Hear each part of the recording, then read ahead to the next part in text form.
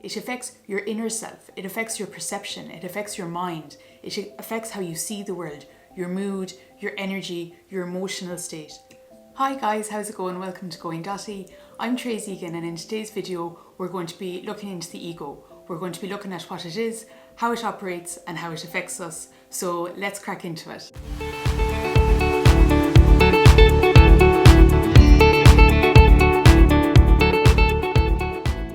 One of the first things that we can say about the ego is that it's a personality construct. The ego is a way that the inner self of an individual is formed. It's all about their perception, how they see the world, how they operate within the world, and the effects that come from that. Within the Going Dotty system and construct, one of the ways that we look at the ego and what we understand the ego to be is like an inverted creator. So if we can recognize that we all live our lives and we live our worlds, we all create as best we can with the tools that we have available to us, our lives and our worlds, we put our best foot forward. What we find with an ego is fundamentally incapable of working with the natural forces of life, and therefore takes these resources off the world around them.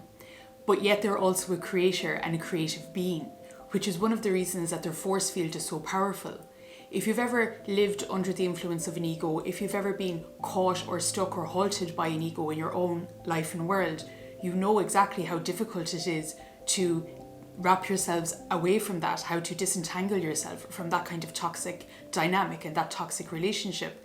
And we can often be left wondering why this happens. Why does this person have such an effect on me?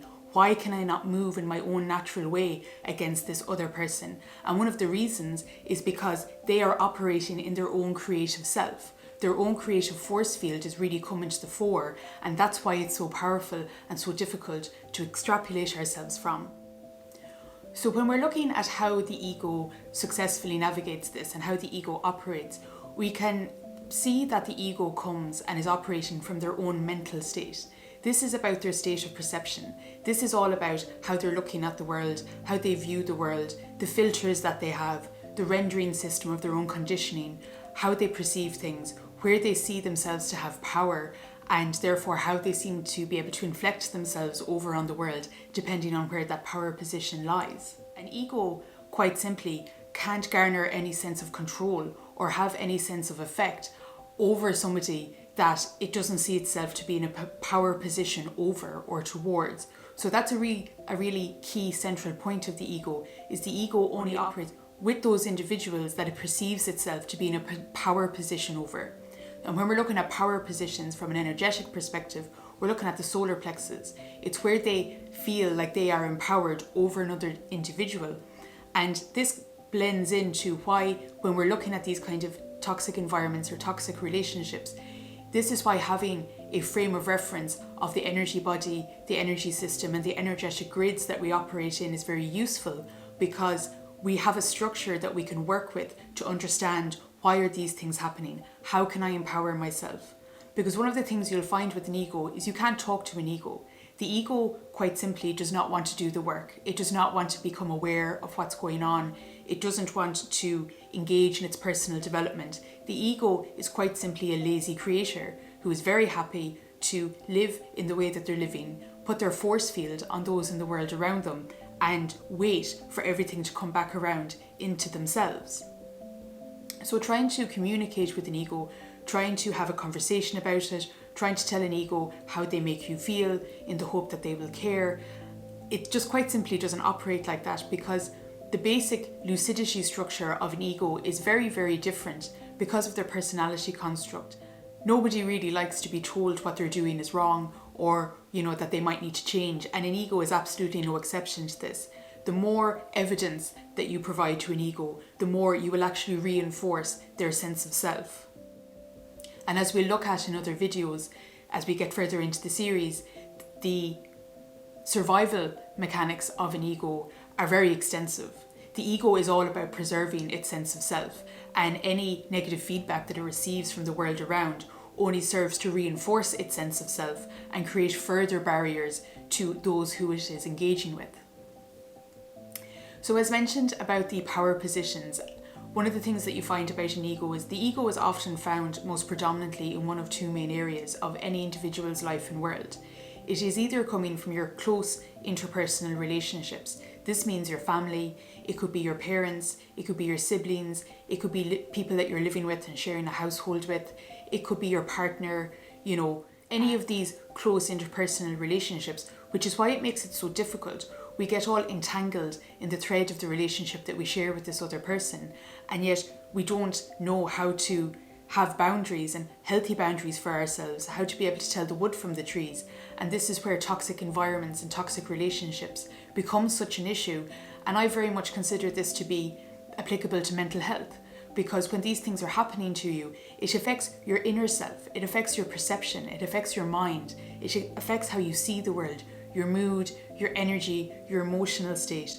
So from the Going Dotty structure, the ego and indeed the narcissist and any of these toxic dynamics and toxic relationships really feeds into the whole mental health capacity of things, because that's where it's affecting you on a long-term basis, your inner self, your inner being.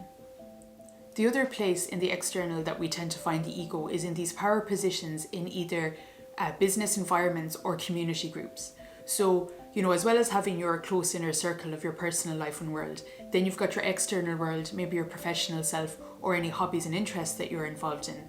And egos really need to have a power position and a power spot in order for them to be able to stand in their strength. So you can come across egos in your working environment. It could be a colleague, it could be a manager, it can be a boss, or it could be somebody in a power position within a community group, somebody who's in an established role. And because of that established role, you are forced to listen to them. And there's all of this, you have to respect people, you have to show due respect for somebody because of their status. And this is where egos really thrive, because they're able to passively generate for themselves the experience that they want. They're able to elicit what they want and they need from the world around them, and they're able to do so under this invisible guise of not being seen because, well, that's just the role that they're in. We'll look again in another video at how the ego creates and the effects that it has in the world around them. So just to try and finish this off, we want to look at why is it important for any individual to be looking at this within their life and world, why it's important for you to be dealing with this if this has come up for you at this time. And it's a concept that I just consider, or I just call, dealing with density. We really have to deal with the density that is occurring in our lives and worlds when it becomes a problem for us. And, in the world nowadays, because of the culture that we live in, because of the way that society accepts things flowing and happening in the world around it, it's very difficult to have a very solid, firm grasp on good practice, values, a kind of moral concept of self. So anybody who's dealing in or integrating and working with this kind of personal development, you can really feel very alone, because, the egotistical mentality will do anything to avoid dealing with this, working with this, or listening to this. So it can be very isolating for anybody who's having these kind of toxic environments and toxic relationships in their life and world.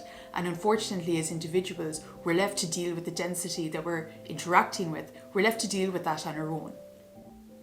So when we're dealing with the density in our lives created by others, the reasons that we do this is because, it's very important for your mental health, your spiritual health, your energetic health, your sense of self, your capacity to do things.